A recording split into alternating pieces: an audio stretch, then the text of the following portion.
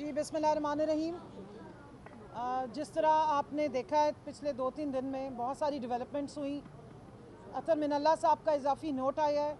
यही हमारी भी रिक्वेस्ट है इस आला अदालत से कि खान साहब की जो पटिशन है 8 फरवरी के रिग्ड इलेक्शन के हवाले से उसको क्लब किया जाए और जो हमारी पटिशन्स हैं उसके साथ सुना जाए, क्योंकि रिज़र्व सीट्स जो हैं वो आइसोलेशन में आप उसके बारे में नहीं पूछ सकते। वो इलेक्शन का सेकंड फेज़ होता है।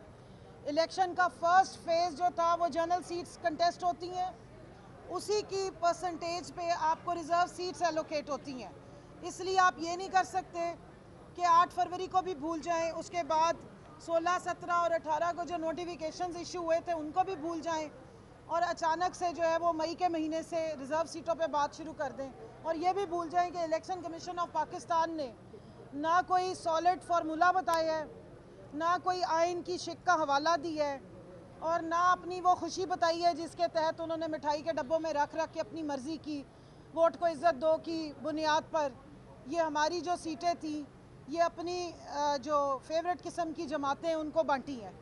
वो परसेंटेज क्या है, वो जब अंदर सवाल होता है प्रोपोर्शन ऑफ रिप्रेजेंटेशन, तो फिर इलेक्शन कमीशन के वकील की रेस्क्यू के लिए भी आया जाता है, लेकिन फिर वो आगे से ये बयान देते हैं कि बाद में सवाल का जवाब दूंगा। तो इस फोरम से मैं उन्हें बताना चाहती हूँ कि इस सवाल का जवाब आपको लाजमी देना पड़ेगा अगर कि कोई सवाल है। ऐसे बहुत से सवालात उठाए गए जो इलेक्शन कमीशन ऑफ पाकिस्तान के वकील के पास जिनके जवाब ना हैं और ना होंगे। जैसे कि आज रिकॉर्ड भी मांगा गया है, रिटन रिकॉर्ड, के जो लिस्टें पाकिस्तान तहरीक इंसाफ की ख़वातीन की जो मखसूस नशिस्तों के लिए और माइनॉरिटीज़ के लिए लिस्टें जमा कराई गई थी उनका ज़रा रिकॉर्ड लेकर आएँ। तो उम्मीद है कि आज election commission of Pakistan Punjab के इलेक्शन कमिश्नर से लाजमी लिस्टें निकलवा लें, क्योंकि वहाँ तो वो हमें धमकियाँ देते थे और उस दिन हमारी 22 तारीख को भी और 24 को भी हमारी रिज़र्व सीट्स की लिस्टें वो जमा करने से इनकारी थे, जिसकी वजह से हमने इलेक्शन कमिश्नर के पास भी एप्लीकेशन दरख्वास्त जमा कराई, जिसकी वजह से हमने लाहौर हाई कोर्ट में लिटिगेशन में भी गए, हम उनके ख़िलाफ़ केस में भी गए। तो आप यहाँ से अंदाज़ा लगा लीजिए कि पहले से इन्होंने तैयारी की हुई थी।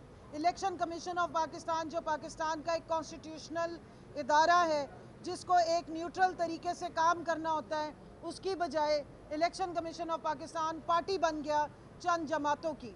और यही पार्टी बनने वाली जो इनकी हरकतें थी वो थ्रू आउट इलेक्शन हमें नज़र आई। वो हमें आरओ के रवैये से नज़र आई, वो हमें आरओ के फॉर्म 47 देने तक पे नज़र आई जब हमें आरओ के ऑफिस में नहीं जाने दिया गया। और ज़्यादा दूर ना जाएं, 21 अप्रैल को एक बाई इलेक्शन हुआ केपी में और एक बाई इलेक्शन हुआ पंजाब में, 10 नशिस्तों पे बाई इलेक्शन हुआ। उसके कुछ 2 दिन के बाद तैमूर मलिक साहब ने मुल्तान में इलेक्शन लड़ा।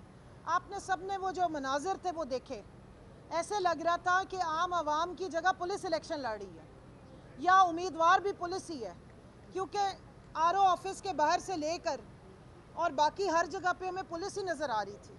मेरा इलेक्शन भी सारा वैसे पुलिस ने और कुछ और लोगों ने लड़ा है, और वो भावलपुर और भावलनगर वाली साइड पे कौन से लोग हैं वो आपको सबको अंदाज़ा हो गया होगा। भावलनगर का वाक़या कोई ढका छुपा नहीं है, सबको ही मालूम है, वहाँ इसी किस्म का इलेक्शन लड़ा गया। तो अब मज़ीद अवाम की बददुआएं ना समेटे, पुलिस को भी मैं कहूँगी बस कर दें। आपको इलेक्शन कमीशन की आलाकारी करने का सिर्फ 8 फरवरी को कहा गया था, आप तो पक्के ही उनके सहूलतकार बन बैठे हैं। कोई अवाम पे भी तवज्जो दें, अपने ओथ के साथ भी कोई जस्टिफिकेशन करें। जो आपने अवाम की खिदमत, उनके माल और इज़्ज़त की हिफाजत की कस्में खाई थी, फिर ये वर्दियाँ अपने सीनों पे सजाई थी, थोड़ा सा उस तरफ भी कोई तवज्जो हो। तो आप ये किराए पे गुंडागर्दी बंद कर दें, मेहरबानी होगी, अवाम का बेड़ा गर्क और मत करें। साथ साथ जो अभी महंगाई की बात हुई मैं उस पर ज़रूर कहूँगी, जब रिग्ड इलेक्शन होते हैं, जब अवाम के असल नुमाइंदे असम्बलियों में नहीं आते तो फिर इसी किस्म के बजट आते हैं। और बिलावल साहब से मुखातिब होकर पूछना चाहती हूँ, वो PTIMF कहाँ गया जी? PTI को तो आपने बड़ी मेहनत करके हटा लिया है, IMF को तो आप हटा ना सके, बल्कि उल्टा उनके आप हाथ पांव जाके जोड़ते हैं। और बाकी मरियम साहिबा की मैं तारीफ़ करूँगी कि उन्होंने कोई झूठ नहीं बोला था, उन्होंने पहले ही आवाम को बता दिया था कि स्त्रियाँ नहीं चलेंगी तो फ्राइंग पैन इस्तेमाल करें। आपको समझने में प्रॉब्लम हुई थी। उन्होंने आपको तरीके बता दिए थे कि आइंदा से इस्त्री नहीं चलेगी, क्योंकि इस्त्री जो बिजली से या गैस से चलती है वो तो अब नहीं चल सकती। तो चूल्हा जलाएं। और वो मेरा ख्याल है अगर मैडम हमें असेंबली के बाहर या कहीं वो फ्राइंग पैन से जिस तरह इस्त्री करती थी या और भी कुछ ऐसे कमालात हैं बिजली बचाने के खसूसी तरीक़ेकार हैं तो वो भी बताएं हमें। आहिस्ता आहिस्ता आपकी जो इसरार और रमूज़ थे बातों में, जो पोशीदा राज थे, वो हमें सारे खुल के समझ आ रहे हैं।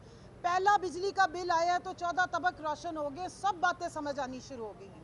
इनकी पिछले 30 साल की सारे फार्मूले पॉलिसियाँ अच्छी तरह समझ आ गई हैं। इंशाल्लाह अगला बिजली का और गैस का बिल आएगा तो उसके बाद मैं देखती हूँ कि अवाम को और क्या क्या खुल के समझ आता है।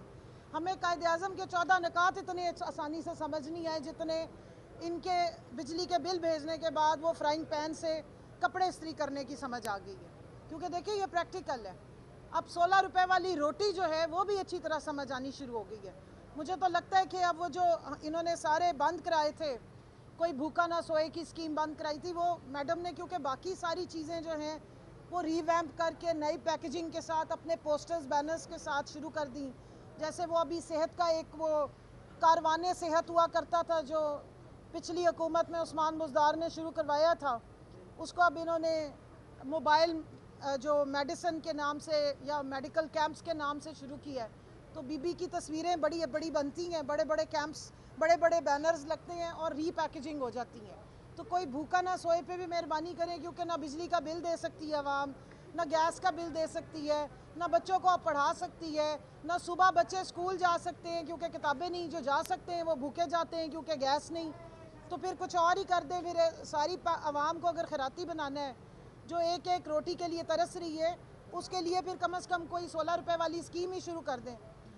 वापस आते हैं केस की तरफ। मेरी दोबारा रिक्वेस्ट है काजी फाइज ईसा साहब से कि सारे केसेस को, इलेक्शन के केसेस को क्लब करें, फिर आप इस रिज़र्व सीट्स की जो ये जो मेरिट पर डिस्कशन है और डिसीजन है वो लेकर आए। हमारी तमाम जजेस से एक रिक्वेस्ट है तमाम ख़वातीन की कि बराए मेहरबानी बग़ैर किसी प्रेशर के मेरिट्स पर डिस्कशन करें। ये केस सिर्फ़ और सिर्फ रिज़र्व सीट्स का नहीं है, ये केस आइन की जो पासदारी है या आइन की स्पिरिट का है।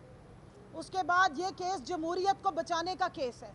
ये जमहूरियत की और आइन की डायरेक्शन को सेट करेगा, क्योंकि रिज़र्व सीट की इलेक्ट हुई हुई एक MNA का भी उतना ही वोट और राइट्स होते हैं और रोल होता है असेंबली में जितना कि एक जनरल सीट पे जीत कर आए हुए, दोनों का इक्वल वोट होता है। तो इसलिए आप ये नहीं कर सकते कि इन सीटों को रेवड़ियों की तरह अपनी मनपसंद जगहों पे बांट दें और उनको अगर 16-17 सीटें मिली हैं तो आप 10-20 जो हैं वो इलेक्शन कमीशन अपनी तरफ से ही जेब में से निकाल के दे दें। जो बाकियों से फॉर्म 47 की बुनियाद पे खींची हैं वो कमी कोताही जो रह गई थी वो रिज़र्व सीटों से पूरी की जाए, तो ये नहीं चलेगा। ना ये अवाम ये बर्दाश्त करेगी, ये भूख भी बर्दाश्त कर रही है, ये गैस के जो न्यूक्लियर बम की सूरत में बिल आ रहे हैं और बिजली के आ रहे हैं वो भी बर्दाश्त कर रही है। लेकिन ये इस्तेहसाल और वोट की सेंक्टिटी का जो बेड़ा गर्क किया गया, इसको ये बर्दाश्त कौम नहीं करेगी और ना ये ख़वातीन बर्दाश्त करेंगी जिनके हक पे डाका डाला गया है। तो मेरिट्स पे बहुत सारी चीज़ें निकलेंगी। उम्मीद है कि आज इलेक्शन कमीशन ऑफ पाकिस्तान जो है वो इलेक्शन कमीशन ऑफ पाकिस्तान होने का सबूत देगा, वो सिलेक्शन कमीशन नहीं बनेगा। और जो जो उनसे डिटेल्स मांगी गई हैं, जो जो रिकॉर्ड मांगा गया है वो लेकर आएगा, अगर तो उनके पास मौजूद है। Thank you ji.